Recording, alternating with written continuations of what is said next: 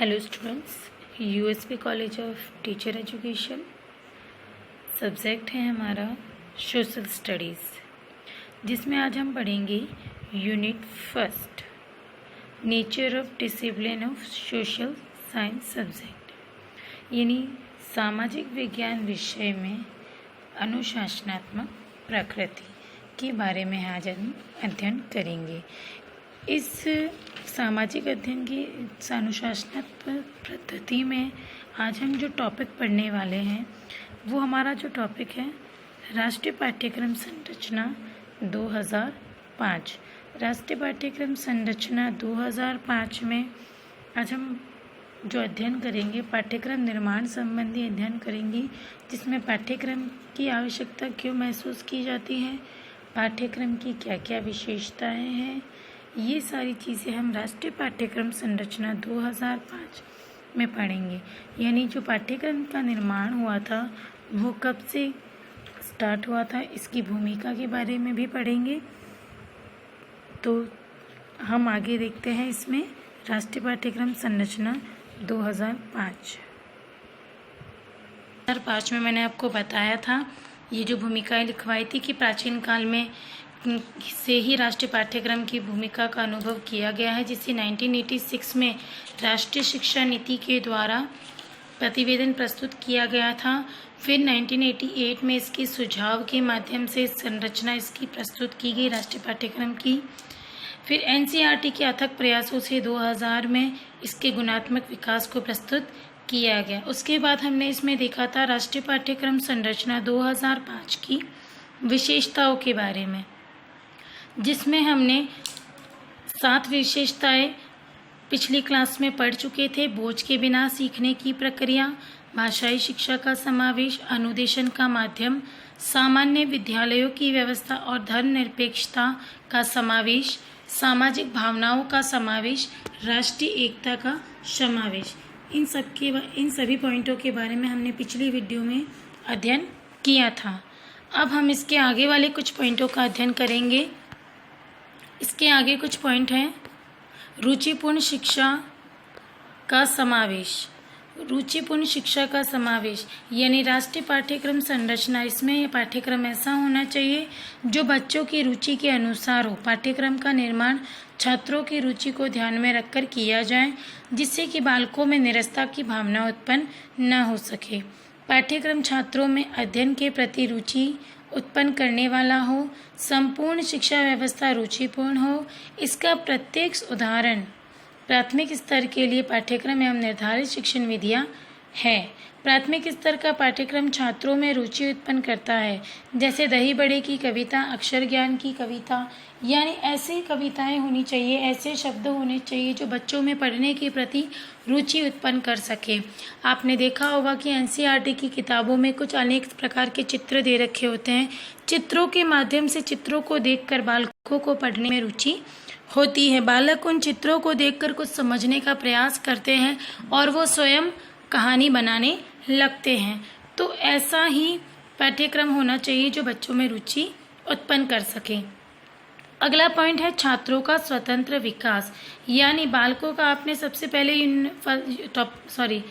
पहले पॉइंट में पढ़ा था कि बिना बोझ की शिक्षा, यानी बिना बोझ के वो पढ़ सके, स्वतंत्र होकर पढ़ सके।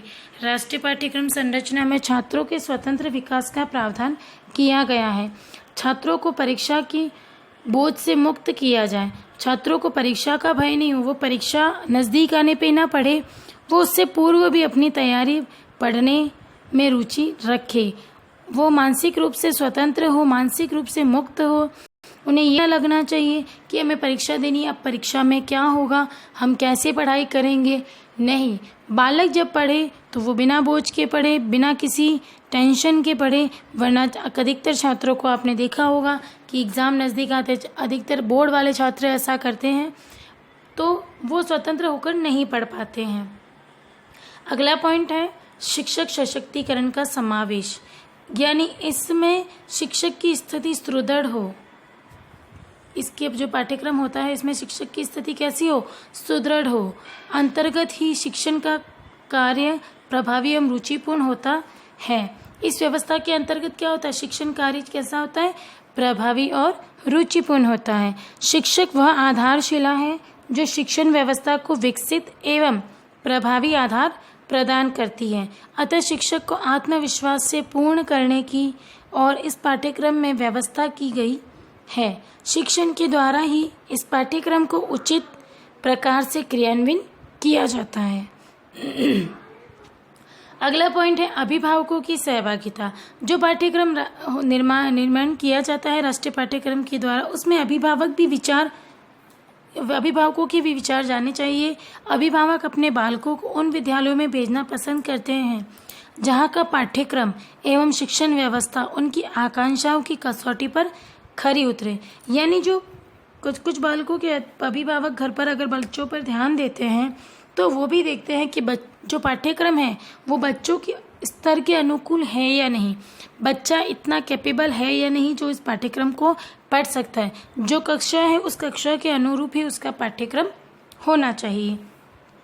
तो अभिभावक भी अपने विचार प्रस्तुत करते हैं जहाँ का पाठ्यक्रम जो बच्चों की कसौटी पे खरे उतर सके, उनकी आकांक्षाओं पे कि हाँ हम जो आकांक्षा बच्चे से रखते हैं वो इस पाठ्यक्रम के द्वारा पूरी हो सकती। अतः पाठ्यक्रम का निर्माण करते समय अभिभावकों की इच्छा भी जाननी चाहिए। जैसे प्राथमिक स्तर पर अंग्रेजी भाषा की महत्वपूर्ण स्थान प्रदान किया गया है। इस सोपान के अंतर्गत क्योंकि अभिभावकों की इच्छा होती है कि उनका बालक पब्लिक विद्यालयों के छात्रों से अंग्रेजी बोलने में कमज़ोर ना हो, अतः इस पाठ्यक्रम में अनेक ऐसे तथ्यों का समावेश किया जाए जिसमें अभिभावकों की इच्छा का समावेश हो सके। यानी अभिभावकों का भी पूरा सहयोग पाठ्यक्रम निर्माण में होना चाहिए। ऐसा पाठ्यक्रम निर्माण राष्ट्रीय पाठ्यक्रम संरचना 2005 में मौजूद है। अगला पॉइंट है पूर्व कार्यक्रमों का समावेश। यानी राष्ट्रीय पाठ्यक्रम संरचना में इससे पूर्व से प्रस्तुत कार्यक्रम 1988 का राष्ट्रीय पाठ्यक्रम, 2000 का राष्ट्रीय पाठ्यक्रम, 1993 के बिना बोझ के सीखना कार्यक्रम के महत्व बिंदुओं का भी समावेश किया गया है। इसके साथ साथ बिंदुओं को जो उपरोक्त कार्यक्रमों में छूट गए थे को भी सम्मिलित किया गया है। इससे स्पष्ट होता है कि राष्ट्रीय कार्यक्रम संरचना 2005 का एक समग्र एवं पूर्ण विकसित कार्यक्रम है जो कि शिक्षक, छात्र एवं अभिभावकों को पूर्ण संतोष प्रदान कर सकता है। नेक्स्ट है कक्ष व्यवस्था पर विचार। इस पाठ्यक्रम यानी राष्ट्रीय पाठ्यक्रम संरचना 2005 के अंतर्गत कक्ष प्रबंध संबंधी समस्याओं पर भी विचार किया, जैसे कि मातृभाषा की शिक्षण माध्यम की समस्या पर विचार करते हुए कहा गया है कि यदि किसी विद्यालय में भोजपुरी, असमी, पंजाबी एवं उर्दू भाषा के विद्यार्थी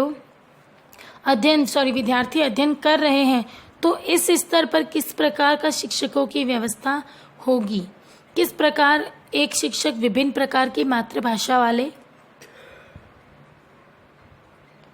छात्रों को शिक्षण करेगा। अतः प्रत्येक पक्ष के सकारात्मक एवं नकारात्मक बिंदुओं पर ध्यान दिया गया है। 14वां पॉइंट है वित्तीय एवं मानवीय स्रोतों पर विचार। यानी राष्ट्रीय पाठ्यक्रम संरचना में वित्तीय एवं मानवीय स्रोतों की उपलब्धता पर पूर्ण रूप से विचार किया गया है। भारतीय परिस्थितियों को ध्यान में रखकर निर्माण किया गया है जिससे कि मानवीय मूल्यों का हनन न हो। मानवीय स्रोतों पर विचार किया जाए, वित्तीय संबंधी विचार किया जाए, यानी बालक को वह शिक्षा दी जाए जो मानवीय स्रोत यानी बालक वित्तीय रूप से भी तैयार हो सके, भारतीय परिस्थिति में क्रियान्वयन हो सकता है। नेक्स्ट है मानवीय मूल्यों का समावेश। भारतीय संस्कृति में मानवता एवं नैतिकता का महत्वपूर्ण स्थान है। अतः यह संभव नहीं है कि भारतीय शिक्षा के पाठ्यक्रम में मानवीय मूल्यों का समावेश न हो। मानवीय जो व्यक्ति के आदर्श होते हैं, जो नैतिक मूल्य होते हैं, उनका भी पाठ्यक्रम में समावेश होना चाहिए। इस तथ्य का दर्शन आपको प्राथमिक स्तर के पाठ्यक्रम से ही होता है। प्राथमिक स्तर पर पाठ्यक्रम में कहानी एवं नैतिक शिक्षा के माध्यम से मानवीय मूल्यों का समावेश किया जाता है। इसमें मानवीय मूल्यों के विकास का क्रम उच्च माध्यमिक स्तर के पाठ्यक्रम तक चलता है। अतः राष्ट्रीय पाठ्यक्रम 2005 की संरचना में मानवीय मूल्यों को विकसित करने वाली विषय वस्तु को महत्वपूर्ण स्थान दिया गया है। इसके बाद हम अगला पॉइंट देखेंगे, पूर्व कार्यक्रमों की असफलता पर विचार। यानी जो पूर्व में पाठ्यक्रम निर्माण संबंधी असफलताएं हुई हैं, उन बिंदुओं पर भी विचार 2005 के पाठ्यक्रम में किया गया है। राष्ट्रीय पाठ्यक्रम संरचना 2005 को निर्मित करने से पूर्व इन तथ्यों पर पूर्ण रूप से विचार किया गया कि इससे पूर्व के कार्यक्रमों एवं आयोगों के सुझाव ठंडे बस्ते में क्यों चले गए, यानी वो ठंडे ही क्यों रह गए, वो आगे क्यों नहीं बढ़े, वो क्रियान्वित क्यों नहीं हुए, वो बालकों के हित के लिए क्यों नहीं अपनाए गए, वो ठंडे बस्ते ही बनकर क्यों रह गए। आयोग एवं राष्ट्रीय पाठ्यक्रम की क्रियान्वयन कागजी कार्रवाई बनकर क्यों रह गए, इन बिंदुओं पर भी विचार किया गया। इस पाठ्यक्रम का स्वरूप प्रस्तुत किया गया जिससे कि इसे प्रभावी रूप से क्रियान्वयन किया जा सके। उपरोक्त विवेचन से यह स्पष्ट होता है कि राष्ट्रीय पाठ्यक्रम संरचना 2005 में एनसीईआरटी द्वारा पूर्णतः सावधानी का उपयोग किया गया है। इस पाठ्यक्रम में उन सभी तथ्यों को दूर किया गया है जिनके कारण पाठ्यक्रम क्रियान्वयन में बाधा उत्पन्न होती है तथा उन तथ्यों को महत्वपूर्ण स्थान प्रदान किया गया है जो पाठ्यक्रम के प्रभावी क्रियान्वयन में योगदान देते हैं। राष्ट्रीय पाठ्यक्रम संरचना के क्रियान्वयन से संपूर्ण शैक्षिक व्यवस्था को आधार प्राप्त हुआ है। प्रत्येक स्तर पर पाठ्यक्रम संरचना में उन सभी बिंदुओं को समाहित किया गया है जो छात्र के सर्वांगीण विकास में योगदान देते हैं। तो जैसा कि हमने इन विशेषताओं के बारे में पढ़ा, विशेषता यह है कि ये पाठ्यक्रम क्यों आवश्यक है, छात्रों के हित के लिए है, जिसमें अभिभावकों की भी भूमिका हो, पाठ्यक्रम ऐसा हो जिसमें बालकों की रुचि बन सके, बालक रुचि से इस पाठ्यक्रम को पढ़ सके, बालक स्वतंत्र होकर पढ़ सके, बालक शिक्षा में सशक्तिकरण हो, यानी वो आगे बढ़ने का भी ज्ञान प्राप्त करे। पूर्व कार्यक्रमों का, यानी जो पाठ्यक्रम निर्माण के पूर्व जो भी कार्य किए गए इसके निर्माण के लिए उनका भी समावेश किया गया। कक्ष व्यवस्था पर भी विचार किया गया। वित्तीय एवं मानवीय स्रोतों पर भी विचार किया गया, यानी जो बालक को वित्तीय शिक्षा भी दी जाए, यानी आगे बढ़कर बालक अपने व्यापार और वाणिज्य को भी चला सके, ऐसी शिक्षा भी बालकों को दी जाए। तो राष्ट्रीय पाठ्यक्रम संरचना 2005 की विशेषताओं में हमने ये 16 पॉइंट देखे, जो कि बोझ के बिना हो, शिक्षा का समावेश हो, अनुदेशन हो, सामान्य विद्यालयों की व्यवस्था हो, भावनात्मक समावेश हो और राष्ट्रीय एकता का समावेश हो, धर्मनिरपेक्षता का समावेश हो। इसके बाद हमने आगे वाले पॉइंट देखे,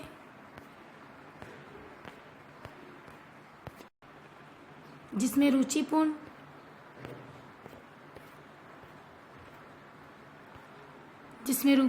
शिक्षा का समावेश, छात्रों का सर्वांगीण विकास, शिक्षक सशक्तिकरण, अभिभावकों की सहभागिता, पूर्व कार्यक्रमों का समावेश, कक्षा की व्यवस्था, वित्तीय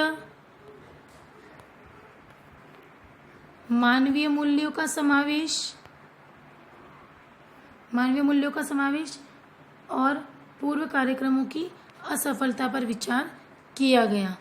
तो ये सारी चीज़ें बताई गई है कि इसके माध्यम से बालकों का विकास हो सकता है, जो पाठ्यक्रम विकास के लिए आवश्यक है। आगे हम पढ़ेंगे राष्ट्रीय पाठ्यक्रम संरचना के उद्देश्य।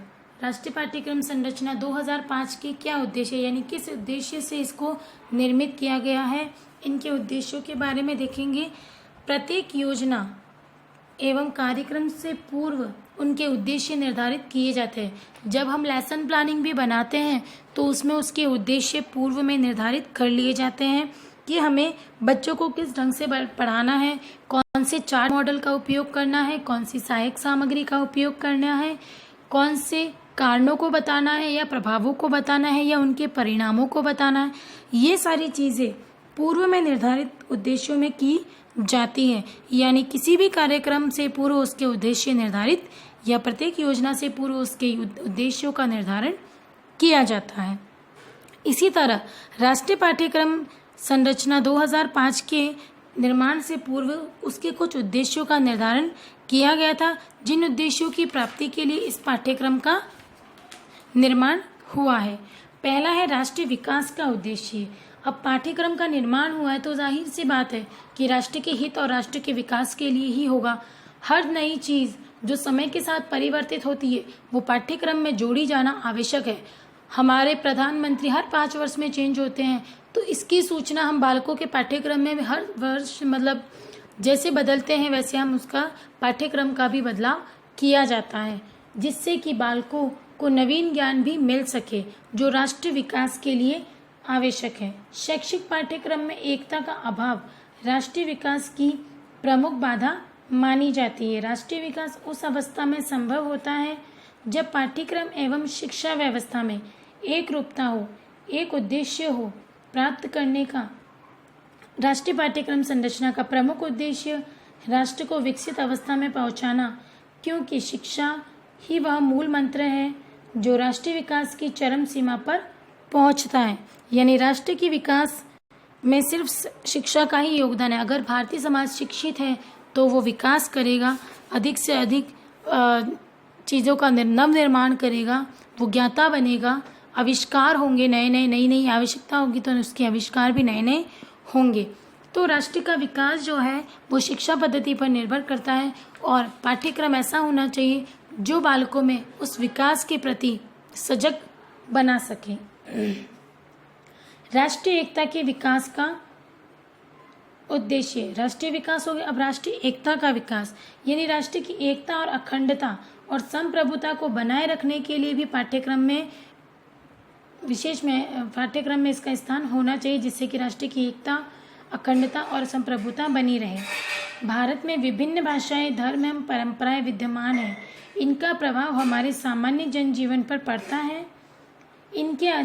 इसमें अनेक प्रकार की विचारधाराओं में एकता तथा भारतीय परिस्थितियों को सदैव राष्ट्रीय एकता की आवश्यकता रही है, तो इस एकता का भी ध्यान रखा गया है।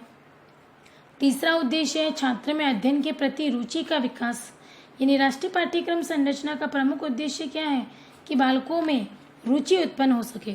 सबसे मेन, अगर जब तक बालकों में रुचि उत्पन्न नहीं होगी पाठ्यक्रम के प्रति तो वो पढ़ने में रुचि नहीं लेगा, और वो पढ़ने में रुचि नहीं लेगा तो वो राष्ट्र का विकास कैसे करेगा, राष्ट्र की एकता का विकास। तो सबसे मेन जो उद्देश्य है वो बालकों का रुचि का है, यानी बालकों के रुचि के अनुरूप पाठ्यक्रम और क्षमता के अनुरूप पाठ्यक्रम का स्वरूप निश्चित किया जाए। छात्र अध्ययन में रुचि ले तथा शिक्षण प्रक्रिया में शिक्षक भी उनका सहयोग दे, जिससे कि बालक पढ़ने में रुचि ले सकेगा, उसके अध्ययन के प्रति रुचि का विकास हो सकेगा। अगला है सामाजिक एकता का उद्देश्य।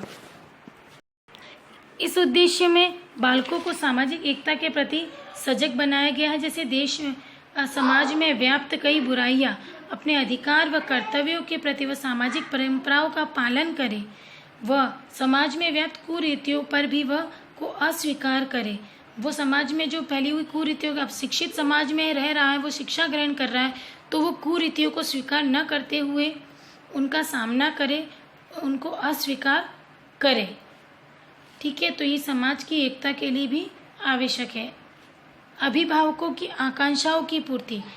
पाठ्यक्रम ऐसा होना चाहिए, पाठ्यक्रम का मेन उद्देश्य यही है कि जो अभिभावक अपने छात्र से जो आकांक्षाएं रखते हैं, जो एक्सपेक्टेशन रखते हैं कि मेरा बच्चा ये करेगा, मैं अपने बालक को जो विद्यालय में भेज रही हूँ जिससे वो बड़ा होकर आत्मनिर्भर बन सके, अपने पैरों पे खड़ा हो सके, वो कुछ ऐसा ऑफिसर बने या डॉक्टर बने, तो वो बालकों में कब होगा, जब वो पढ़ेगा। और पढ़ने के लिए उसका पाठ्यक्रम कैसा होना चाहिए, रुचिपूर्ण होना चाहिए।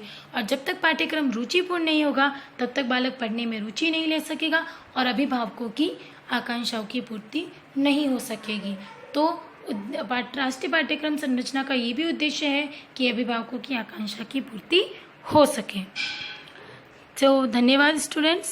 Stay home, stay safe. आज के लिए इतना काफ़ी है, बाकी के उद्देश्य मैं आपको नेक्स्ट क्लास में पढ़ाऊँगी।